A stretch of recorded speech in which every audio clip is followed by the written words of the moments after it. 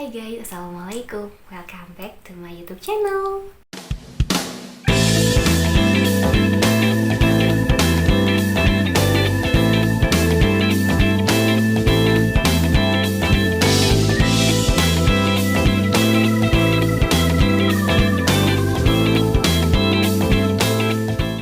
Di video kali ini aku mau bercerita tentang relationship lagi. Sebenarnya ini topik yang udah sering banget aku bahas, tapi sepertinya untuk pembahasan di video ini pertama kali aku bahas yang aku nggak pernah bahas di video aku sebelumnya gitu. Tentang bagaimana sebetulnya kita sebagai perempuan itu bisa memilih untuk memulai suatu hubungan dan mengakhiri suatu hubungan dengan kita punya prinsip yang kita pegang gitu. Karena aku melihat ya di masa sekarang gitu, di masa sekarang ini untuk yang seumuran aku lihat teman-teman aku udah mulai punya pemikiran yang tumbuh, udah mulai punya pemikiran yang rasional tentang suatu hubungan, tentang suatu relationship yang mereka jalani ataupun yang mereka akhiri gitu. Dan menurut aku ini unik sih, karena aku juga tertarik dan aku senang membahas ini. Sebagai perempuan, kita harus tahu banget persoalan tentang memilih untuk memulai ataupun mengakhiri suatu hubungan ya. Jadi ternyata setelah aku amati gitu ya, aku kan punya teman-teman yang mereka tuh punya hubungan dengan laki-laki dengan umur yang cukup lama, ya sampai bertahun-tahun lah gitu. Dan ternyata sekarang aku tahu kalau mereka tuh udah gak lanjut lagi nih, temen aku gitu. Sekarang tuh statusnya single juga. Aku sempat sharing alasan mereka kenapa putus gitu kan. Terus gimana sekarang mereka move on, gimana mereka berproses dan bertumbuh gitu dengan statusnya yang baru, dengan kehidupannya yang baru gitu. Aku sering untuk sharing tentang ini dengan teman-teman aku, sampai akhirnya aku yang tersadarkan gitu ya. Aku juga yang ngeh gitu kalau di umur mungkin ya di umur 20 ini tuh kita sebagai perempuan itu punya logika dan pemikiran yang cukup matang untuk bisa memilih, memikirkan dan mengambil keputusan tentang hubungan yang sedang kita jalani gitu. Karena ada juga kok teman-teman aku yang putus tuh gara-gara hal sepele. Misal, ya gara-gara aku nggak cocok aja sama dia karena dia A, B, C. Yang menurut aku tuh itu bukan kesalahan yang fatal loh gitu. Terus ada juga yang kayak aku tuh putus sama dia ya gara-gara aku melihat sifatnya yang seperti ini, dan aku juga melihat background keluarganya yang seperti ini gitu. Sepertinya di masa depan aku tidak akan siap dan tidak akan bisa untuk mentoleransi sifatnya yang ini gitu. Jadi kayak oh my god, keren gitu. Teman-teman aku bisa punya pemikiran yang seperti itu, yang aku rasa belum semua perempuan mampu punya pemikiran dan berani untuk mengambil keputusan atas apa yang udah dia pikirkan sebelumnya gitu. Karena kebanyakan perempuan itu aku rasa masih terjebak ya. Memang sekarang perempuan-perempuan teman-teman aku, khususnya yang di lingkungan aku yang aku tahu tuh udah mulai yang grow up gitu ya. Dari segi ya pemikirannya dia gitu ya, kematangan emosinya dia gitu, bagaimana dia mengontrol egonya dia gitu, itu udah cukup matang. Tapi ada juga perempuan-perempuan lain di sekitarku yang dia belum punya daya untuk melakukan itu. Seperti beberapa perempuan masih ada kok yang terjebak ketika dia tahu hubungannya tuh sebenarnya udah nggak sehat. Dia tahu sebenarnya laki-laki ini tuh kalau aku jadiin dia suami, aku akan menderita gitu. Aku tuh akan tersiksa, aku tuh akan terus menjadi seorang yang tersakiti oleh perilaku ataupun ucapannya dia. Dia tuh sadar dan tahu, tapi dia belum punya daya, dia belum punya keberanian untuk mengambil keputusan, oke, kita selesai gitu. Dia belum bisa sampai ke sana. Dan banyak juga kok faktor kenapa sih perempuan itu gak semuanya kalau orang yang dia nggak ngerasain ya. Kayak misalkan aku yang ngeliat teman aku nih punya hubungan yang toksik, kayak udahlah selesain aja, putusin aja, apa sih yang kamu pertahanin dari dia gitu. Tapi kan ya kita nggak tahu, mungkin dia yang emang masih belum punya cukup alasan untuk pergi dari dia, atau dia mungkin belum cukup merasakan sakit yang sangat sakit sampai akhirnya nggak punya pilihan lain selain harus mengakhiri dan meninggalkan si pasangannya ini gitu kan. Jadi unik lah intinya. Tapi poin yang ingin aku bahas adalah gimana sih akhirnya kita sebagai perempuan itu bisa untuk punya pemikiran yang rasional, kita punya bisa untuk mampu mempertimbangkan gitu ya, menimbang mana ini baiknya, mana ini buruknya, lebih banyak baiknya atau lebih banyak buruknya gitu. Itu yang harus perempuan punya, yang harus perempuan mampu. Perempuan itu harus berdaya untuk memilih dan memutuskan sebelum terlambat. Aku akan coba urai beberapa poin yang bisa kalian ambil gitu ya, berkaitan dengan bagaimana aku pribadi ya, bagaimana aku pribadi ketika sekarang statusku udah single, terus kalau aku ingin memutuskan memulai lagi hubungan dengan seseorang, yang pastinya ketika aku nanti ingin mulai lagi menjalin suatu hubungan dan komitmen dengan seseorang, itu kan tujuannya pasti goalsnya nikah dong, karena udah bukan lagi yang pacaran, bucin-bucin, terus happy gak jelas gitu kan, kesenangan-kesenangan yang sifatnya sementara, yang gak ada tujuannya dan gak ada ikhtiar usahanya untuk menuju ke tujuan itu tuh seperti apa gitu. Jadi kalau untuk aku pribadi sih saat ini ya, melihat cerita teman-teman aku, melihat juga kasus-kasus yang sedang trendy di TikTok, di Instagram, di Twitter tentang relationship dan tentang pernikahan, sepertinya yang akan aku pertimbangkan ya adalah bagaimana nanti aku memilih laki-laki itu. Aku tahu laki-laki seperti apa yang aku butuhkan, dan untuk aku tahu laki-laki seperti apa yang aku butuhkan ya aku harus kenal dulu dengan diri aku gitu. Kayak aku harus tahu, oh ini nih kelebihan yang aku punya yang aku bisa kasih ke pasangan aku nanti.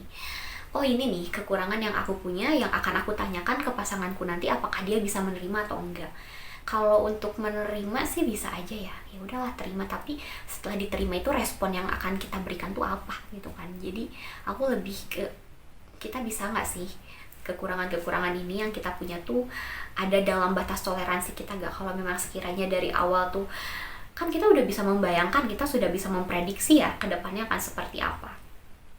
Jadi itu poin yang menurut aku sangat-sangat penting, belajar dari kesalahan ataupun ya pembelajaran dari hubunganku yang sebelumnya gitu.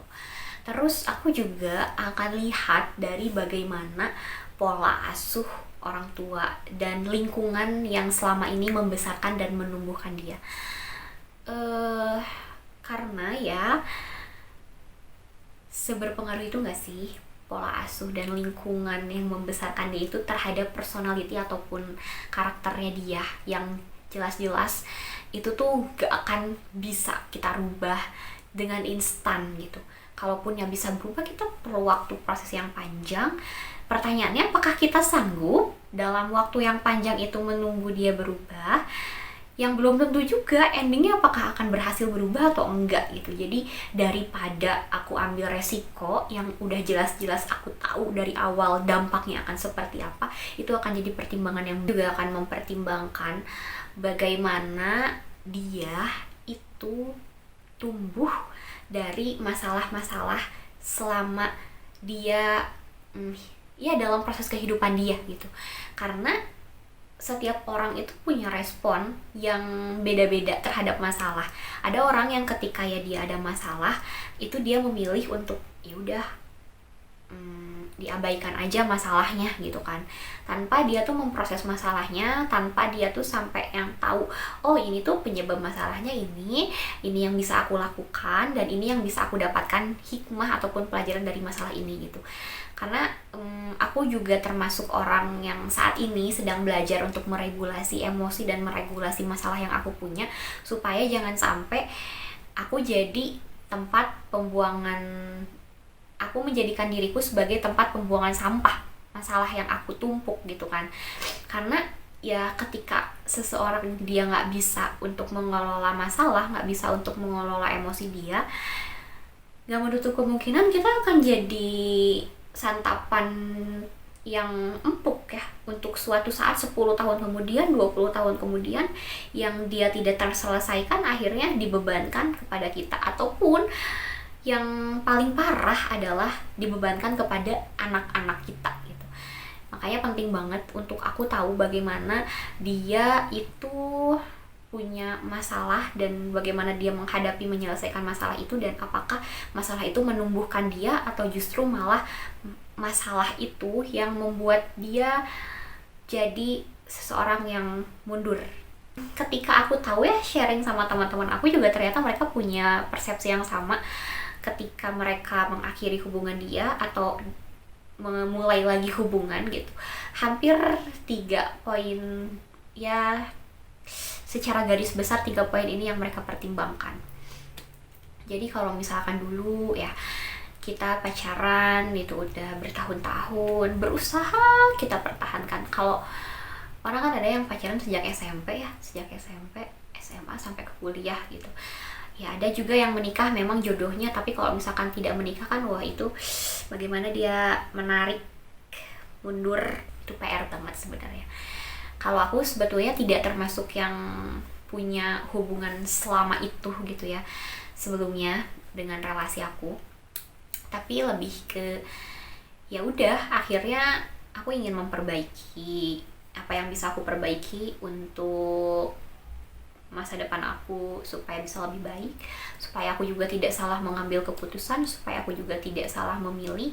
Semua hal harus berdasar, dan dasarnya itu kita harus tahu ilmunya. Jadi aku pun belajar bagaimana aku bisa ya punya kriteria-kriteria, bagaimana aku bisa menilai, bagaimana aku bisa nantinya tahu dan memilih mana yang baik dan mana yang tidak baik untuk aku. Kalau dulu kan ya terjebaknya dengan hubungannya udah lama, aku udah sayang sama dia gitu. Oke, kalau kita berbicara soal perasaan sayang, sampai ke ujung dunia, sampai kamu babak belur, sampai kamu udah hampir gila lah ya istilahnya. Kalau bicara sayang tuh nggak akan ada ujungnya.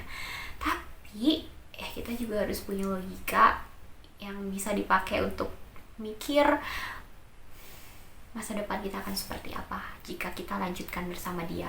Sebenarnya tanpa kita sadari ya, Tuhan itu udah memberikan sinyal ke kita secepat mungkin untuk ngasih tahu kalau misalkan dia tuh bukan orangnya, kalau dia tuh nggak baik untuk kamu gitu. Tapi ya itu ya gara-gara kita ngagugu rasa sayang, ngagugu perasaan yang kita miliki yang katanya sebesar itu untuk dia, akhirnya kita tutup mata dengan tanda-tanda atau sinyal-sinyal yang Tuhan kasih gitu.